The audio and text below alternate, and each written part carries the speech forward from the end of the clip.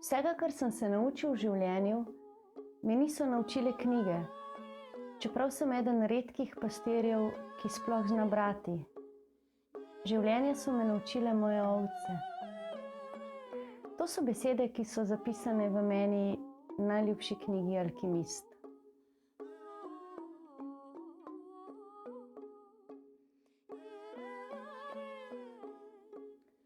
Znajo si poiskati hrano, poiščejo si vodo na dolgih poteh, sledijo in se premikajo s pomočjo zvezd in skrbijo ena za drugo. Be. En sam zvok v nešteto tonih in intonacijah. Mi ljudje pa izgovorjenih na 1000 besed in še takrat se težko ali pa skoraj ne razumemo med seboj.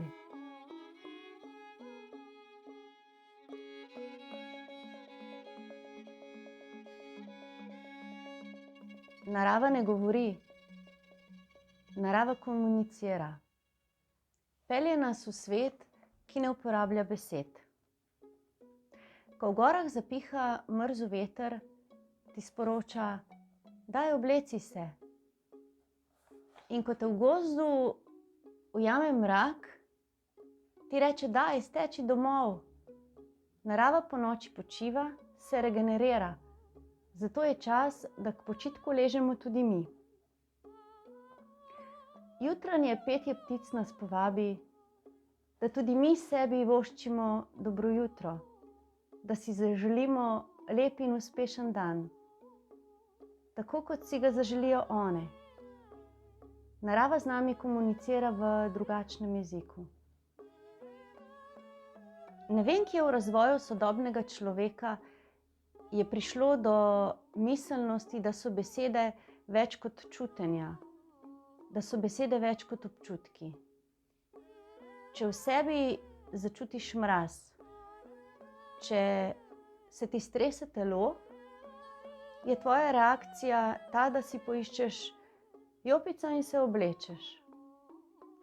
Čisto drugače pa je, če ti nekdo reče: daj, obleci se, da se ne boš prehladil.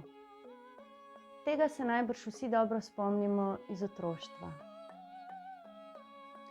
Takrat začnemo slediti besedam in ne svojim čutenjem, kot da bi se prepustili, da nas vodi nekdo od zunaj. In počasi ne znamo več slediti sebi in temu, kar občutimo, temu, kar zares občutimo. Kot da bi se prepustili, da smo vodeni iz okolice. In naš svet se zaradi tega namesto iz notranjosti navzven začne dogajati obratno.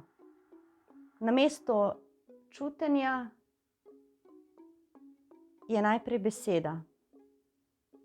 In potem se zgodi, da je naše telo prenasičeno od vseh besed, ki jih slišimo iz zunanjega sveta.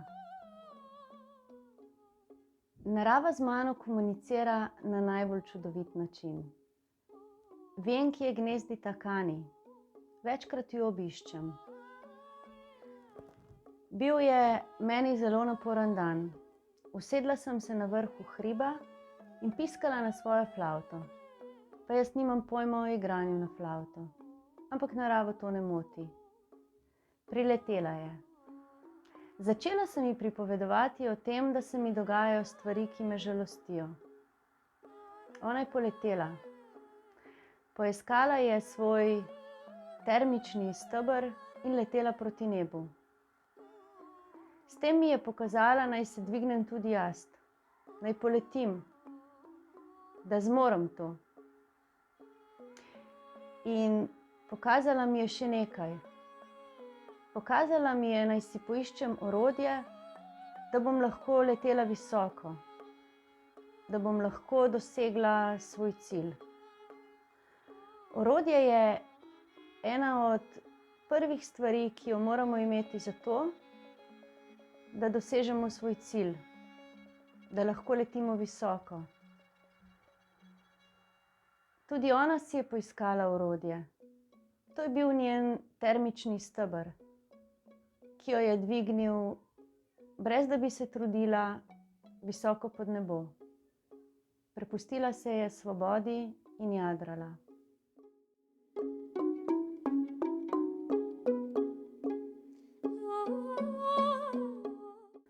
Vse, kar moram narediti, je samo to, da sledim ptici, temu, kar mi je pokazala, in da si sestavim zgodbo. Vem, da me ima narava rada, ker imam tudi jaz neizmerno rada njo. Pred enim letom mi je pri spustu iz hriba podarila tole.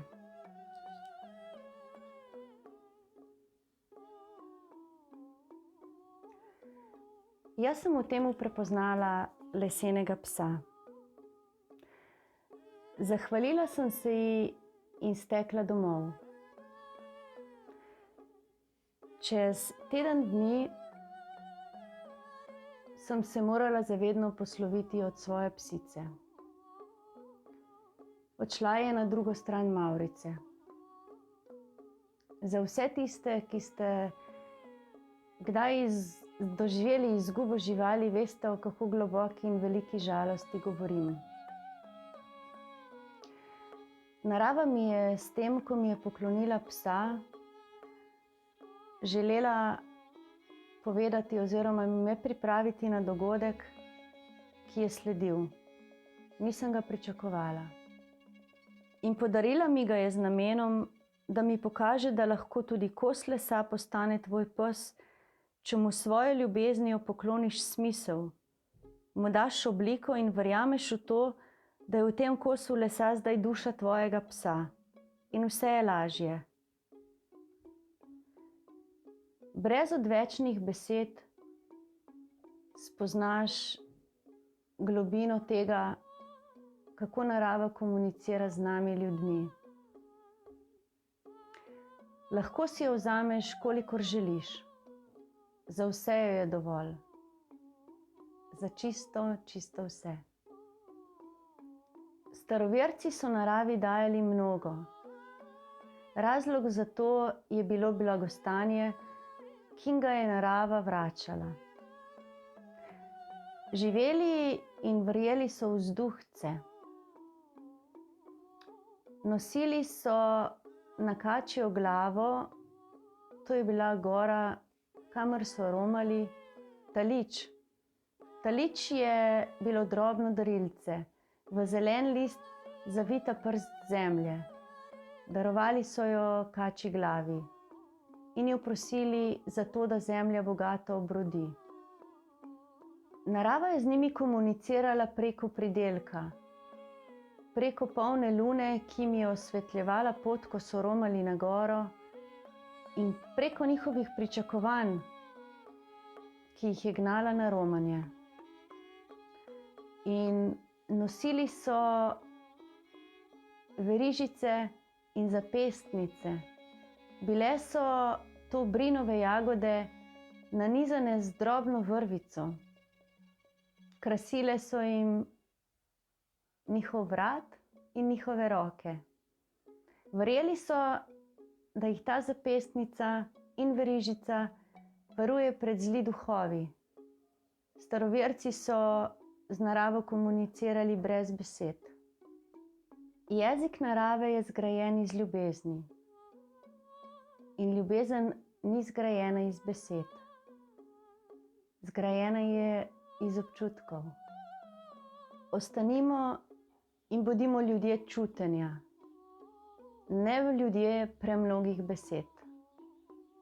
Osti jarej. Ostani mlad.